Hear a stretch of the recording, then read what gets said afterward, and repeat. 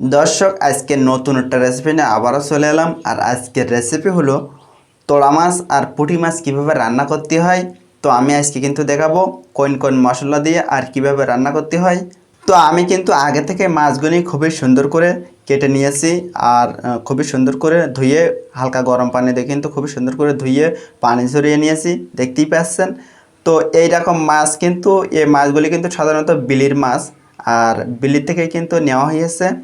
তো এই রকম মাছ খুবই সুন্দর করে কেটে ধুয়ে নিতে পারলে কিন্তু খুবই সুন্দর করে রাঁধতে পারলে অনেক মজার হয়।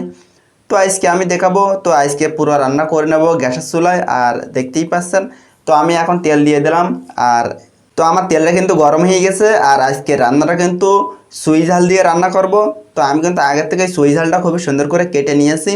আর এখন আমি এই গরম তেলে দিয়ে সুই ঝালটা একটু ভেজে নেব, কারণ সুই ঝালটা কিন্তু সেদ্ধ হওয়া লাগবে। আর সুই ঝালটা যদি সেদ্ধ না হয় তার ভিতর থেকে কিন্তু কোনো প্রকার স্বাদ বাইরে হবে না। তো যার কারণে কিন্তু খুবই সুন্দর করে হালকা করে একটু ভেজে নিতে হবে। আর এখন দিয়ে দেবো পেঁয়াজ কুচি। তো পেঁয়াজ কুচিটা দিয়ে কিন্তু একটু নাড়াচাড়া করে কিন্তু একটু বাদামি কালার করে কিন্তু ভেজে নিতে হবে। আর পেঁয়াজ কুচিটা কিন্তু আজকে অনেক বেশি দিছি, কারণ এই মাছের সাথে কিন্তু কোনো প্রকার তরকারি দেবো না। আর এরকম মাছের সাথে কিন্তু পেঁয়াজ কুচি একটু বেশি দিলে অনেক মজার হয়। তো আমি কিন্তু নাড়াচাড়া করে নিয়েছি আর বাদামি কালার করে কিন্তু খুব সুন্দর করে ভেজে নিয়েছি। আর এখন আমি এর সাথে দিয়ে দেব কিছুটা রসুন বাটা। আর রসুন বাটাটা দেওয়ার পরেও কিন্তু খুবই সুন্দর করে ওই পেঁয়াজের মতো খুবই সুন্দর করে কিন্তু ভেজে নিতে হবে, কোনো প্রকার কাঁচা গন্ধ থাকলে হবে না। আর এখন দিয়ে দেবো কিছুটা আদা বাটা। তো আদা বাটাটা দিয়েই কিন্তু এরকম খুবই সুন্দর করে নাড়াচাড়া করে যত সময় পানি থাকে তত সময় কিন্তু ভেজে নিতে হবে। আর এখন দিয়ে দেবো কাঁচামরিচ। তো আমি কিন্তু এখানে বুলেট ঝালটা দিয়ে নিয়েছি, যার কারণে একটু ঝাল কম দিয়েছি, কারণ ঝাল অনেক বেশি হবে। বুলেট ঝাল একটু ঝাল বেশিই হয়। তো এখন আমি কিন্তু অন্য অন্য মশলার মতো খুবই সুন্দর করে নাড়াচাড়া করে খুবই সুন্দর করে কিন্তু হালকা ভেজে নেব এই মরিচটাও। তো এখন হালকা দিয়ে দেব ধনিয়ার গুঁড়া। আর এই ধনিয়ার গুঁড়োটা দেওয়াই কিন্তু খুবই সুন্দর করে হালকা করে আবারও মশলাগুলি খুবই সুন্দর করে একসাথে ভেজে নেব।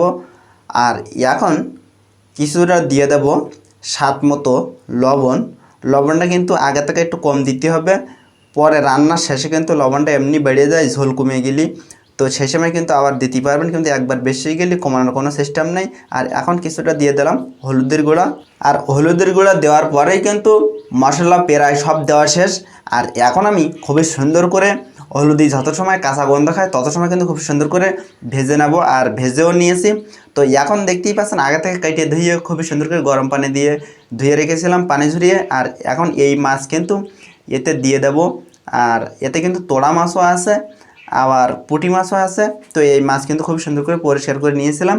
আর এখন আমি এই মশলার সাথে দিয়ে খুবই সুন্দর করে কিন্তু মিক্সার করে নিতে হবে। এই মাছ কাঁচা থাকা অবস্থায় কিন্তু আমি যত নাড়াচাড়া করে নিতে হবে। তো এখন আমি খুবই সুন্দর করে কিন্তু মশলাগুলি এই মাছের ভিতরে খুবই সুন্দর করে মেখিয়ে নেব, মিক্সার করে নেব। আর খুবই সুন্দর করে নাড়াচাড়া করে নিতে হবে। তো আমি কিন্তু এখন খুবই সুন্দর করে নাড়াচাড়া করে মশলাগুলি এই মাছের ভিতরে খুবই সুন্দর করে মেখিয়ে দেব, কারণ এই মাছে কিন্তু কোনো প্রকার তরকারি দেব না। তো এইভাবে কিন্তু মশলাটা খুবই সুন্দর করে মাখিয়ে নেওয়ার পরেই কিন্তু খুবই সুন্দর করে কিন্তু তো এই মশলাগুলি মাছে মাখানোর পরেই কিন্তু খুবই সুন্দর করে ঢেকে রেখে দিতে হবে আপাতত 2 বা 3 বা 5 মিনিটের জন্যে। তো এখন আমি ঢেকে রেখে দেবো আপাতত 4 মিনিটের জন্যে, কারণ আমার চুলা একটু লোতে চালাচ্ছি, যার কারণে কিন্তু 4 মিনিটের জন্যে। আর যদি আমি তার চেয়েও কমে চালান তাহলে কিন্তু 5-6 মিনিট লাগতে পারে। তো চুলা যেমন জ্বলবে তেমনই কিন্তু তত সময় কিন্তু তারপরে কিন্তু নির্ভর করে ঢেকে দিতে হবে। আর বারবার নাড়াচাড়া করতে হবে, না হলে কিন্তু চুলা যদি বেশি জ্বলে তলায় কিন্তু লেগে দেওয়ার সম্ভাবনা থাকবে। তো এখন আমি হালকা নাড়াচাড়া করে দিয়েছি। আর এখন আমি এর সাথে 2 কাপ পরিমাণ পানি অ্যাড করে দেবো। আমার যেরকম পানি দেওয়ার প্রয়োজন সেরকম পানি দিয়েই কিন্তু মাছটা আমি হালকা ঝোল ও ভুনা করে নেব। তো দেখতেই পাচ্ছেন আমি কিন্তু 2 কাপ পানি দিয়ে দিয়েছি। আর এখন আমি সুন্দর করে হালকা একটু নাড়াচাড়া করে দিয়েই কিন্তু আবারও আপাতত 4 মিনিটের জন্য ঢেকে দেবো। দিলেই কিন্তু আমার রান্নাটা অল কমপ্লিট হয়ে যাবে। তো দর্শক, আপনি যদি এই চ্যানেলে নতুন দর্শক হয়ে থাকেন অবশ্যই ছোটো ভাই মনে করে চ্যানেলটি সাবস্ক্রাইব করবেন আর পাশের বেল আইকনটা প্রেস করে দেবেন। আর ভিডিও যদি ভালো লেগে থাকে অবশ্যই একটা লাইক দিয়ে দেবেন আর বেশি বেশি বন্ধুদের কাছে শেয়ার করবেন।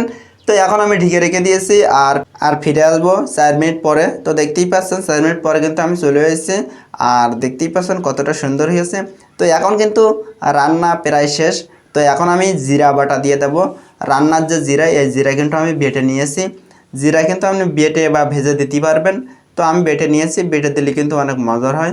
তো বেটে জিরাটা দিয়ে দিয়েছি। আর এখন আমি হালকা একটু নাড়াচাড়া করে আরও 2 মিনিটের জন্য ঢেকে রেখে দেবো, লো হিটে জালটা জ্বালিয়ে দিয়ে। তো আজকে রান্নার ভিতরে কিন্তু আমি 2 কাপ গরম পানি অ্যাড করে দিয়েছিলাম, যার কারণে কিন্তু রান্নাটা খুব দ্রুত হয়ে গেছে। তো রান্না কিন্তু প্রায় হয়ে গেছে, আর রান্নাটা কিন্তু খুব সুন্দরভাবে আমি করে নিয়েছি।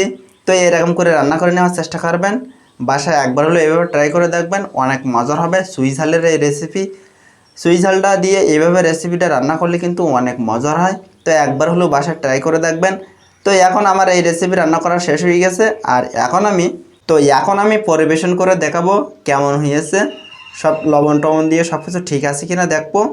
তো দেখতেই পাচ্ছেন আমি কিন্তু খুবই সুন্দর করে রান্না করে নিয়েছি। আর এখন দেখতেই পাচ্ছেন, সবসময় চেষ্টা করবেন এইরকম ঝোল রাখার, তাহলে কিন্তু অনেক ভালো হবে। তো আমি কিন্তু জানি যে এই মাছ এইভাবে রান্না করলে অনেক মজার হয়, অনেক ভালো লাগে। তো আমি কিন্তু এইভাবে রান্না করেছি।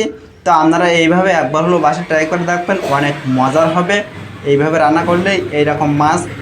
তো আজকে রেসিপি দেখতেই পাচ্ছেন কতটা সুন্দর করে আর কতটা মজার করে আমি রান্না করে নিয়েছি। তো বাসায় একবার হলো এভাবে ট্রাই করে দেখবেন, অনেক মজার হবে। তো আজকের রেসিপির ভিডিও যদি আপনার ভালো লেগে থাকে, অবশ্যই একটা লাইক দিয়ে দেবেন, আর বেশি বেশি বন্ধুর কাছে শেয়ার করবেন। আর এই চ্যানেল যদি আপনি নতুন দর্শক হয়ে থাকেন, অবশ্যই ছোটো ভাই মনে করে চ্যানেলটি সাবস্ক্রাইব করে পাশের বেল আইকনটা প্রেস করে দেবেন। তাহলে আমার দেওয়া নিত্য নতুন রেসিপির ভিডিও সবার আগে চলে যাবে আপনার কাছে। তো আজকের ভিডিও এই পর্যন্ত, দেখা হবে অন্য কোনো দিন অন্য কোনো নতুন রেসিপির ভিডিও নিয়ে। সেই পর্যন্ত সবাই ভালো থাকেন, সুস্থ থাকেন। আল্লাহ হাফেজ।